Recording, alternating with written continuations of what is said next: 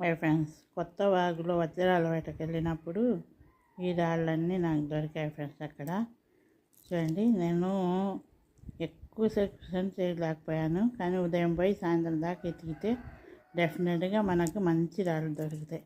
చూడండి, ఇది చూడండి ఫ్రెండ్స్, ఇది చూడండి ఎంత బాగుందో, చూస్తున్నారు కదా.